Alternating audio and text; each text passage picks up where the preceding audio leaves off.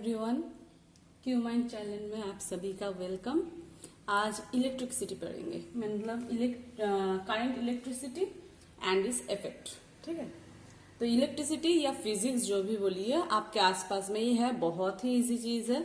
इससे पता नहीं कोई कोई बच्चे बहुत ही घबराते हैं, लेकिन सीरियसली बहुत ही इजी चीज है। जस्ट ध्यान से पढ़िए, देखिए बहुत ही इजी हो जाएगा। और ये क्लास 10 सीबीएसई बोर्ड का भी एक सब मतलब ये है, चैप्टर है, तो अच्छे से पढ़िए। नेक्स्ट क्या है? Electric current. इलेक्ट्रिक करंट किसे बोला जाएगा? Electric current flow through a conductor. मान लीजिए ये एक वायर है, ठीक है, मान लीजिए ये एक वायर है, तो ये वायर का क्या है? एरिया ऑफ क्रॉस सेक्शन, जो गोल तरीके का रहता है, एरिया ऑफ क्रॉस सेक्शन। ये वायर का क्या है? लेंथ है। ठीक है, ये वायर का क्या है? लेंथ है। अच्छा, जब इस वायर से कुछ भी चार्ज मतलब क्या है? क्यू क्वांटिटी ऑफ चार्ज, ये चार्ज फ्लो होगा इनके अंदर से, और क्या कुछ टाइम तक फ्लो होगा, कुछ टाइम लगेगा उसको फ्लो होने में, तो उसको हम लोग क्या बोलेंगे? इलेक्ट्रिक करंट बोलेंगे। तो अगर इलेक्ट्रिक करंट का फॉर्मूला क्या हो जाएगा? I equal to Q by T.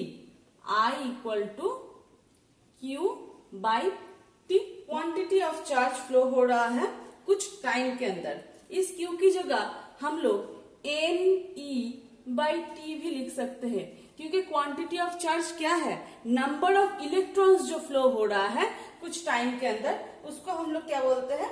Quantity of charge. अब ये इलेक्ट्रॉन का जो चार्ज है, ये तो निर्धारित है कि इलेक्ट्रॉन का चार्ज क्या होगा। इलेक्ट्रॉन इक्वल टू होता है 1.6 into 10 to the power minus 19 coulomb. तो चार्ज का यूनिट क्या है? Coulomb, C for coulomb. तो इधर से इतना तक हमें पता चल जाता है। क्या ऐसा यूनिट क्या है? तो ऐसा यूनिट क्या हो जाएगा? एम्पियर हो जाएगा। ऐसा यूनिट क्या है? एम्पियर है। AMPERE, AMPERE। ये जो एम्पियर है, ये एम्पियर नाम किधर से आया? इनके नाम से ही, ये एम्पियर के नाम से ही ये एम्पियर आया है। अच्छा, अगर बोला जाएगा 1 एम्पियर को डिफाइन करो, तो 1 एम्पियर इक्वल टू क्या होता है? When 1 coulomb of charge flow through any cross section, when 1 coulomb of charge flow through any cross section of a conductor in 1 second. तो 1 कूलम चार्ज अगर 1 सेकेंड में किसी भी कंडक्टर की एरिया ऑफ क्रॉस सेक्शन से पास होकर जाते हैं, उसे बोला जाता है 1 एम्पियर। तो 1 कूलम 1 सेकेंड, टाइम सेकेंड में लिया जाता है, तो इसको हम लोग क्या लिख सकते हैं? 1 ampere equal to 1 coulomb per second, या ऐसे भी लिख सकते हैं -1। 1 milliampere, 1 milliampere equal to कितना होता है? 10 टू द पावर -3 एम्पियर। और एक क्या? 1 microampere, 1 microampere equal to कितना होता है? 10 टू द पावर -6 एम्पियर। ये भी क्वेश्चन में पूछा जाता है।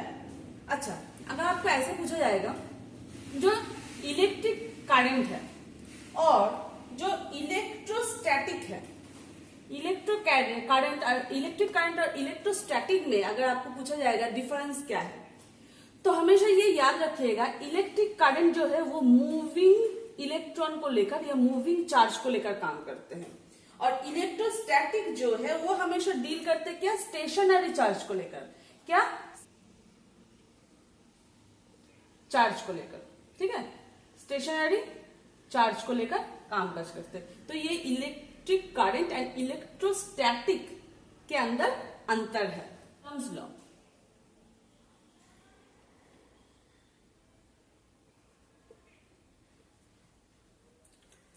कूलम्स लॉ में क्या बोला गया है? अगर कोई भी चार्ज है, मान लो ये दोनों चार्ज है, ये क्या है? इसका नाम है Q1 और इसका नाम क्या है? Q2। इनके जो डिस्टेंस होंगे उसको R से अगर डिनोट करेंगे, तो उनकी रूल के हिसाब से F equal to 1/4 pi epsilon naught into Q1 Q2 by R square, मतलब इनका जो प्रोडक्ट और उनके डिस्टेंस का स्क्वायर। अब कोई कोई बोलते हैं कि ये एप्सिलॉन नॉट क्या है, तो एप्सिलॉन नॉट कुछ नहीं है, ये एक वैक्यूम परमिटिविटी है। ये जो पूरा है इसको क्या K से डिनोट करते हैं, और ये कांस्टेंट एक नंबर है, इसलिए हमें डायरेक्ट क्या, जब कैलकुलेशन करते हैं डायरेक्ट ये नंबर पुट करना पड़ता है। क्या number, K equal to 9 into 10⁹ newton metre square coulomb per square per coulomb square. ठीक है। चार्ज बॉडी, चार्ज बॉडी किसे बोला जाएगा, कोई भी बॉडी, कोई भी कंडक्टर, कंडक्टर हो सकते, सेमीकंडक्टर हो सकते। सेमीकंडक्टर के बारे में एक अलग से क्लास देंगे, सेमीकंडक्टर के बारे में, N type and P type semiconductor, उसके बारे में अलग से बोलेंगे, कब एन टाइप होता है, कब पी टाइप होता है। चार्ज बॉडी, चार्ज बॉडी अगर कोई भी कंडक्टर अगर उनके अंदर से इलेक्ट्रॉन को छोड़ देता है, लूज करता है, ठीक है, छोड़ देता है, वो पॉजिटिव हो जाता है, तब भी, या बाहर से कोई इलेक्ट्रॉन उनके अंदर वो एक्सेप्ट करता है, रिसीव करता है, तब भी, मतलब क्या, इलेक्ट्रॉन गेन एंड लूज दोनों में ही हम उन्हें बोलेंगे क्या, चार्ज बॉडी है। वो दोनों में ही हम उसे कंसिडर कर सकते हैं कि वो चार्ज बॉडी है। टाइप ऑफ इलेक्ट्रिक करंट में क्या क्या आता है, डीसी आता है एंड एसी आते हैं। तो पहले डीसी के बारे में पढ़ लेते हैं। डीसी क्या होता है, डीसी इलेक्ट्रिक करंट जिनका मैग्नीट्यूड एंड डायरेक्शन कुछ भी चेंज नहीं होता है टाइम के रेस्पेक्ट में, जिनका मैग्नीट्यूड एंड डायरेक्शन कुछ भी चेंज नहीं होता है टाइम की रेस्पेक्ट में, उन्हें हम लोग क्या बोलेंगे, डायरेक्ट करंट बोलेंगे। तो डायरेक्ट करंट किस किस के अंदर दिखाई देता है, सेल बैटरी, फिर डायनामो, इनके अंदर। सेल तो जानते हो, एक ऐसे बहुत सारे हो जाएगा तो बैटरी, और डायनामो जो होता है इधर से हमें डायरेक्ट करंट मिलता है। डायरेक्ट करंट की ये सब क्या है, सोर्स।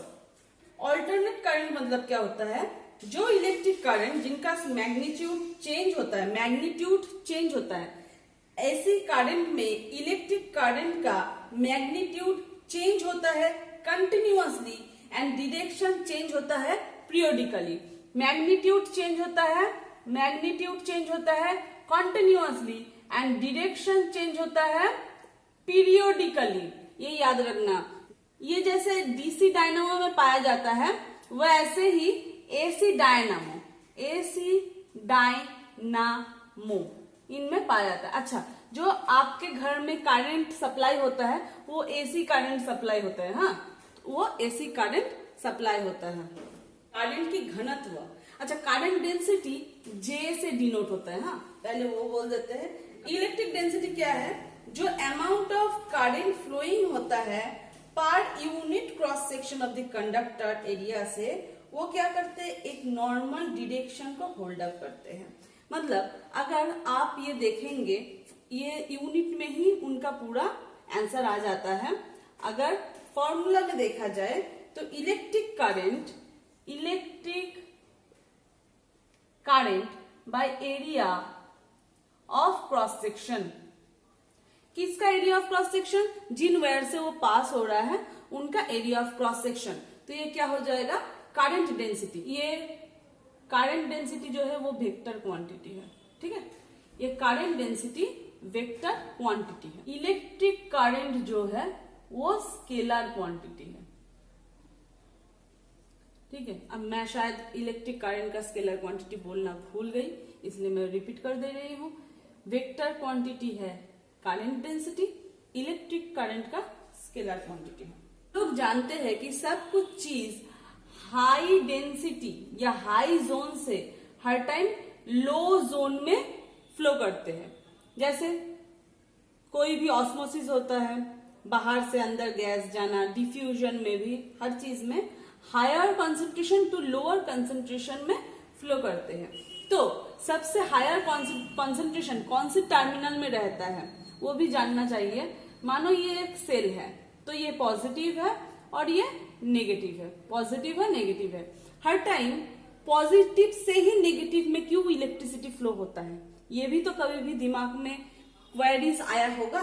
इलेक्ट्रॉन जिस दिशा में फ्लो करते हैं उनकी ऑपोजिट दिशा में पॉजिटिव चार्ज फ्लो करते हैं। मतलब पॉजिटिव चार्ज जिधर फ्लो कर रहे हैं उधर करंट जा रहा है, उनकी ऑपोजिट दिशा में क्या हो रहा है, इलेक्ट्रॉन जा रहा है। पहले ये जानकारी रखना ज्यादा जरूरी है। अब जो नेगेटिव टर्मिनल उनके बारे में बोल रहे हैं, ये नेगेटिव टर्मिनल जो है इधर एक्सेस मात्रा में क्या रहता है, इलेक्ट्रॉन रहता है, और इधर क्या होता है, कम इलेक्ट्रॉन रहता है। इनके कंपैरिजन में बहुत ही कम इलेक्ट्रॉन रहता है पॉजिटिव टर्मिनल में, इसलिए इन्हें बोला जाता है डेफिशिएंसी ऑफ इलेक्ट्रॉन, इनमें कम रहते हैं। तो मैं अभी जस्ट कुछ टाइम पहले ही बोली, इलेक्ट्रॉन जिस तरफ फ्लो करेगा उसकी उल्टा दिशा में करंट फ्लो करेगा। हम लोग हर टाइम क्या करते हैं, करंट का जो फ्लोइंग है ऐसे दिखाते हैं, मतलब ये आई करंट जा रहा है, तो आई करंट ऐसे जा रहा है मतलब क्या, इधर से उल्टा दिशा से इलेक्ट्रॉन जा रहा है, इसलिए ही क्या करंट इस तरफ फ्लो कर रहा है। मतलब हाई कंसंट्रेशन, इधर नेगेटिव में हाई कंसंट्रेशन होता है और इधर पॉजिटिव में लो कंसंट्रेशन होता है, किनका, इलेक्ट्रॉन का, इसलिए ऐसे फ्लो अप होता है। क्लियर। इलेक्ट्रिक पोटेंशियल क्या होता है, कुछ भी काम काज करना। मानो इधर एक पॉइंट है, मुझे इधर एक पॉइंट में लाना है एक चार्ज को, क्वांटिटी ऑफ चार्ज को, तो मुझे तो बहुत काम काज करके ही वो लाना पड़ेगा इन्फिनिटी से। कहां से आ रहा है मुझे भी नहीं पता। मान लो ये इन्फिनिटी से मैं क्यू क्वांटिटी ऑफ चार्ज इसके ऊपर लाई, इस पॉइंट के ऊपर में लाई, तो उसको क्या बोला जाएगा, उसका वर्क डन बोला जाएगा। इलेक्ट्रिक पोटेंशियल को कैसे डिफाइन किया जा सकता है, the amount of work done, जो मैं काम किया फॉर एक्सटर्नल फोर्स, देखो बाहर से फोर्स दिया, एक्सटर्नल फोर्स अप्लाई किया, वरना यूनिट चार्ज, एक चार्ज को इन्फिनिटी से, ये एक चार्ज है, चार्ज को इन्फिनिटी से लाया एक पॉइंट की तरफ, ठीक है, एक पॉइंट फील्ड में या एक इलेक्ट्रिक फील्ड में लाया, तो उसे बोला जाता है इलेक्ट्रिक पोटेंशियल। ऐसा यूनिट वोल्ट कहां से आया है, ये यूनिट इटालियन फिजिशियन जिनका नाम था एलेसैंड्रो वोल्टा, उनसे ये नाम आया है। तो जो भी कामकाज कर रहे हैं उनका अगर हम लोग वर्क डन देखने जाए तो क्या होता है, डेड वी, थोड़ा कुछ भी चेंज अगर होता है तो हम लोग डेट से डिनोट करते हैं। तो डेट वी इक्वल टू, मान लो ये एक पॉइंट है, ये ए पॉइंट है, मान लो ये बी पॉइंट है, इधर से ये काम करते हुए आया, ठीक है, तो ए पॉइंट और बी पॉइंट इनका तब क्या हो जाएगा, जिधर फाइनल पहुंचा है उसको पहले लिया जाता है VB minus V A, VB minus V A, मतलब इसको क्या बोला जाता है, डब्ल्यू बाई क्यू, जो काम क्या है क्वांटिटी ऑफ चार्ज लाने के लिए, उसे बोला जाएगा डब्ल्यू बाई क्यू। अगर बोलेगा 1 वोल्ट किसे बोलते हैं, 1 वोल्ट, डब्ल्यू मतलब कुछ काम काज किया है, काम को किससे डिनोट करते हैं, जूल, काम को जूल से डिनोट करते हैं, और क्वांटिटी ऑफ चार्ज किससे डिनोट करते हैं, 1 कूलम। तो 1 volt equal to 1 joule per coulomb. जो इलेक्ट्रिक पोटेंशियल डिफरेंस जो अभी पढ़े उनका स्मॉलेस्ट यूनिट भी होता है एंड लार्जेस्ट यूनिट भी होता है। स्मॉलेस्ट यूनिट में आता है 1 metre volt and 1 microvolt. 1 metre volt मतलब क्या होता है 10⁻³ वोल्ट एंड 1 माइक्रो वोल्ट मतलब 10⁻⁶ वोल्ट। लार्ज यूनिट में आता है 1 किलो वोल्ट, 1 किलो वोल्ट में मतलब 10⁻³ वोल्ट एंड 1 मेगा वोल्ट में 10⁻⁶ वोल्ट आते हैं। नेक्स्ट, इलेक्ट्रिक पोटेंशियल डिफरेंस को किससे मेजर किया जाता है, वोल्टामीटर, किससे, वोल्टामीटर, ठीक है, या वोल्ट मीटर भी बोला जाता है, volt meter. Electric potential difference को वोल्ट मीटर से और करंट मापा जाता है एम मीटर से, ठीक है। नेक्स्ट हो गया, ये कंप्लीट हो गया। अब आएंगे क्या, ओम्स लॉ में। ओम्स लॉ बहुत ही इजी एक लॉ है, ठीक है। ये कौन,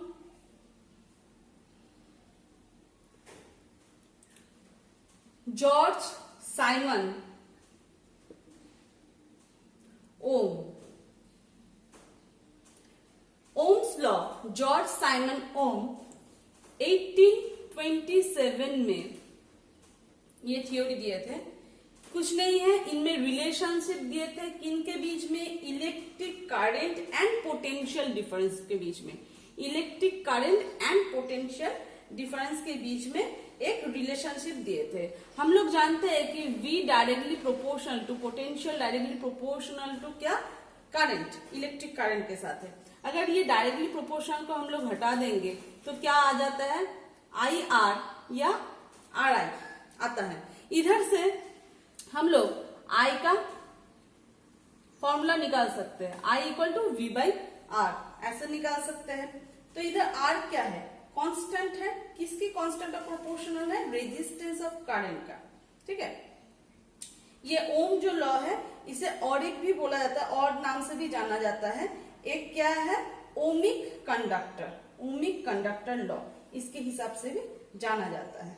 लेकिन जो ओमिक कंडक्टर लॉ फॉलो नहीं करते हैं उसे बोलते हैं नॉन ओमिक कंडक्टर्स। जो ओम्स कंडक्टर लॉ फॉलो नहीं करते उसे बोला जाता है नॉन ओमिक्स कंडक्टर। ये कभी भी आप सोचे होंगे कि जब स्टार्ट करते हैं गाड़ी तो उनमें लाइट जो होता है स्टार्ट करने के टाइम डिम हो जाते हैं, फिर अचानक रोशनी बढ़ जाता है। इसका कारण क्या है, जो स्टार्टर होते हैं उस जगह में इतना ज्यादा इलेक्ट्रिसिटी को तब खींच लेता है, मतलब उनकी बैटरी से इतना ज्यादा इलेक्ट्रिसिटी को खींच लेते हैं कि वो लाइट तब उतना ज्यादा चार्ज नहीं पाते हैं अपने आप को ग्लो करने के लिए।